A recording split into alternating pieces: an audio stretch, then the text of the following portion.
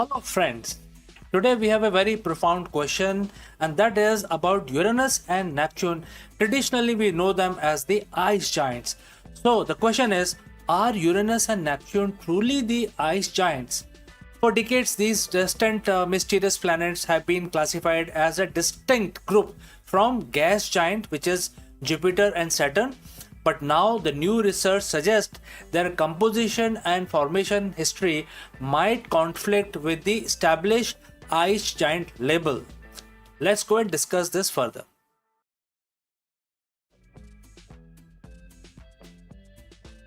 Hello, all space enthusiasts, and welcome back to the channel.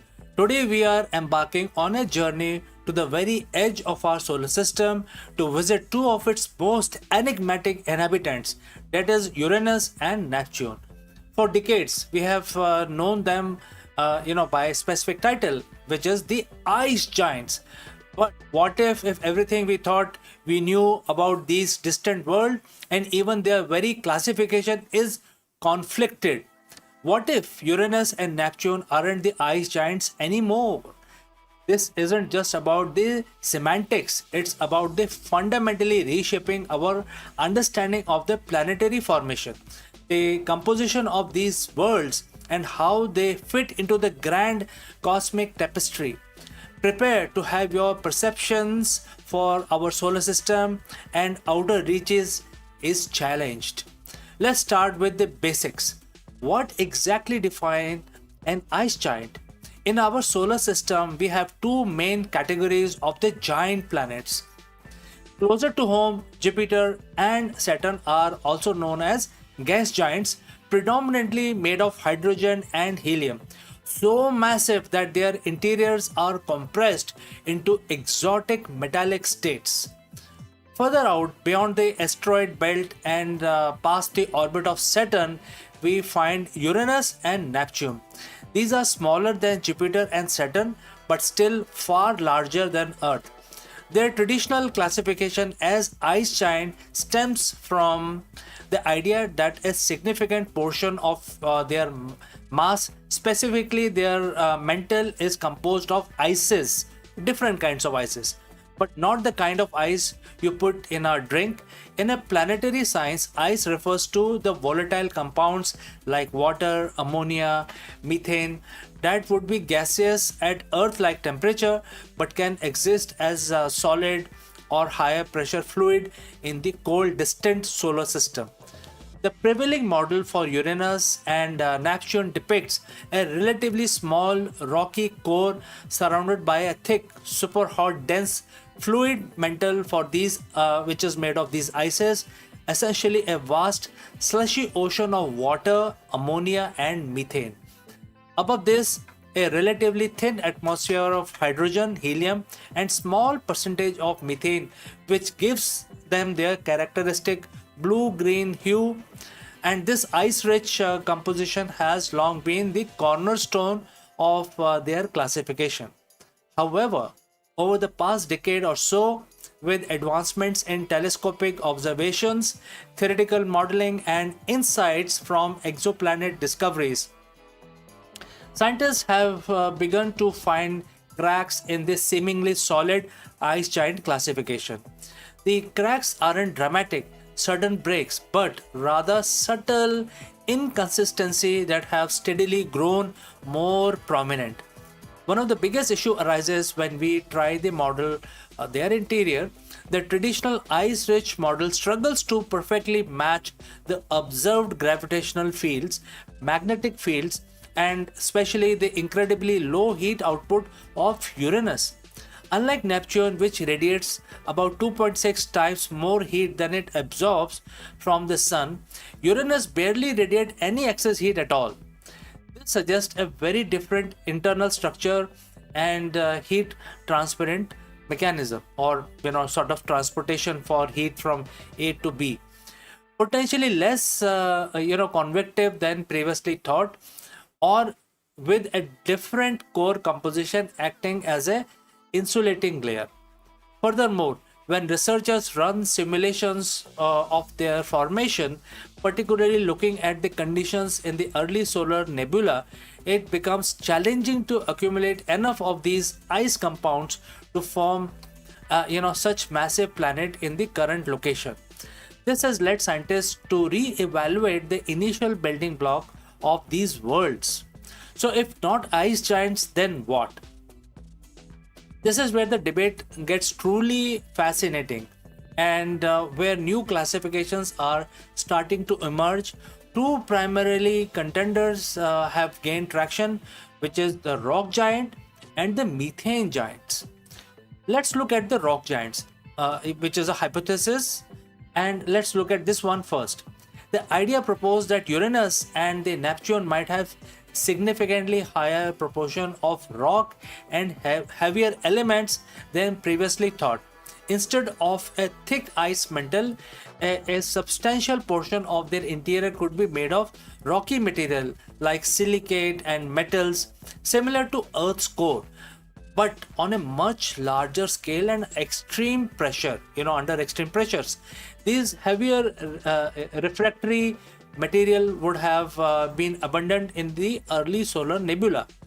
A larger, perhaps molten rocky core could explain some of the gravitational and the magnetic field anomalies, and might even provide an explanation for Uranus's low heat flux by acting as more efficient insulator. Then there is a methane giant. So this is a next hypothesis. Let's discuss this. While methane is an ice in broader sense, the classification emphasize its overwhelming dominance. Some models suggest that the bulk of the planet volatile content isn't the mix of the water, ammonia, and methane, but rather methane is the overwhelming dominant ice. This is supported by the spectroscopic observation of their atmosphere, which shows a notable methane in abundance. This distinction might seem subtle, but it has the profound implication for their formation. If methane was the primary volatile, it implies different conditions in the region where they accreted their material to form the planet. What both of these alternative hypotheses share is a move away from the equal parts water, ammonia, methane definition of the ice in their bulk composition, towards a more specialized and specific emphasis on heavier elements or a single dominant volatile compound.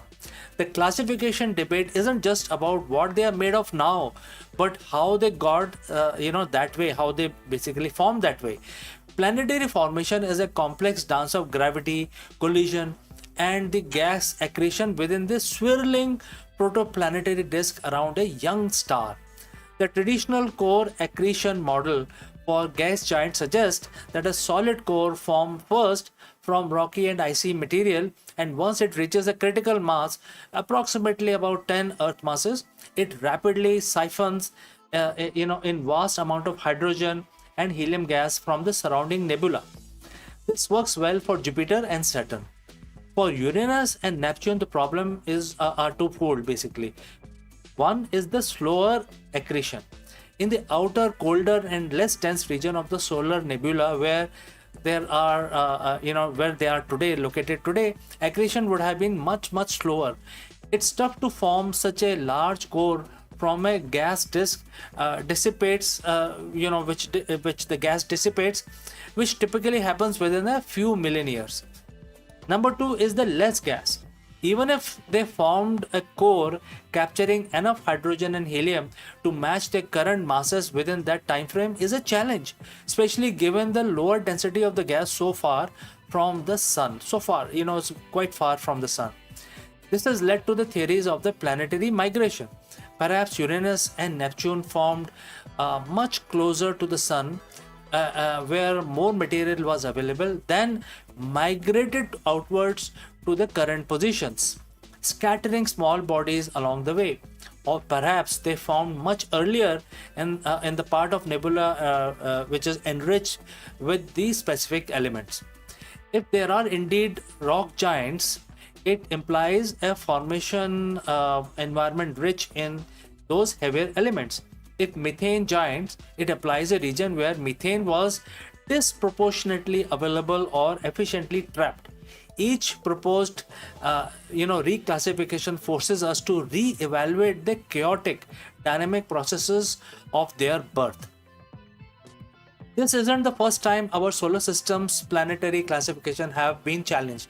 Many of you will remember the intense debate surrounding Pluto in the year 2006. For decades, Pluto was the ninth planet. Then, with the discovery of Eris and other large Kuiper belt objects, it became clear that Pluto wasn't unique. It was the largest of a new class of object, also known as dwarf planets today. The reclassification was controversial, emotional, but ultimately it brought greater clarity and a more precise understanding of the different types of bodies in our solar system. Could Uranus and Neptune be facing a similar but less dramatic re-evaluation? The ice giant category, which while useful, might be too broad or simply inaccurate given the increasing amount of data that we get today. By refining their classification, scientists aim for a greater precision. It allows us to better predict their properties, understand their formation, and compare them with more accurately with the thousands of exoplanets that we have discovered till now, and discovering new exoplanets every year. Imagine if we found an exoplanet that was clearly rocky, massive, and hydrogen rich, but we are still calling it Uranus and Neptune ice giants. It would create a confusion and hinder our ability to build a universal framework for understanding planet across the cosmos. How do we settle this debate? The answer, as it often is in the space exploration, lies in going there. While we haven't sent probes to Jupiter and Saturn like Pioneer, Voyager, Galileo, Cassini, all of these were focused on Jupiter and Saturn, and even a brief flyby of Uranus and Neptune made by Voyager 2. We never sent a dedicated orbiter or probe to truly study these distant worlds in detail. This is precisely when the Uranus orbiter and the probe mission or a similar mission to Neptune is considered the highest priority for a large class planetary science mission in the coming decades. A dedicated mission would also allow us to directly measure the gravitational and magnetic fields. This would provide much more precise data on their internal mass distinction, helping us discern between ice-rich, rock-rich, or methane-dominant models. Analyze atmospheric composition. An atmospheric probe could dive deeper, giving us direct measurement of the elemental abundance and isotope ratios, telling us about the building blocks of these planets. We also would need to study the heat flux, which requires detailed measurement of their heat output, and it would be crucial for understanding their internal convection and thermal evaluation. Moving on, we will also need to observe moons and rings. There existive moon system like Triton or at Neptune or Miranda at Uranus, and faint rings around these planets could hold clues about the early solar system and the planets' interaction with their environment. There are missing pieces of the puzzle that only direct prolonged exploration can provide. Without these missions, we are largely relying on educated guesses and distant observation. The implications of this particular debate extend far and beyond our own cosmic backyard.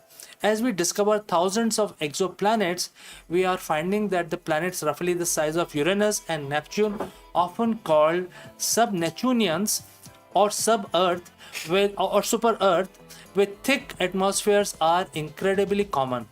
In fact, they might be the most abundant type of planets in the galaxy. And if we don't fully understand the composition, formation, and evaluation of Uranus and Neptune, our own ice giant, then how can we hope to accurately characterize and classify these distant worlds, namely the exoplanets?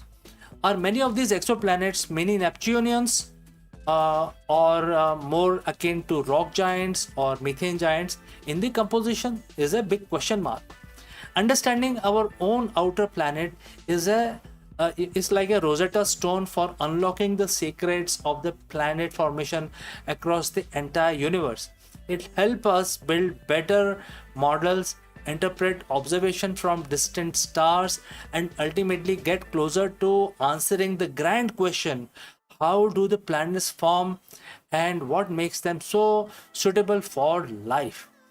The classification of Uranus and Neptune as ice giants might seem like a small detail in the grand scheme of things, but as we have seen today, it represents a profound ongoing shift in our scientific understanding. It highlights the dynamic nature of science itself. It constantly, by constantly questioning, observing, and refining our model based on new evidence. Whether they are ultimately reclassified as rock giants, methane giants, or some entirely new category, one thing is clear: Uranus and Neptune remains magnificent, mysterious world. They hold vital clues not just about their own story, but about the story of the entire solar system, and indeed the billions of planetary systems beyond the solar system itself. So next time when you look up at the night sky, remember these distant, enigmatic worlds, and the quite revolution underway is how we perceive them. Their classification might be conflicted now, but with future exploration, the answers are waiting. Friends, thank you for joining me on this journey. Thank you for joining live. If you found this discussion thought provoking, please hit that like button, subscribe for more space content, and let me know in the comments below what do you think about Uranus and Neptune they should be called. So I look forward to receiving your comment. See you next time. Until that time, keep looking up.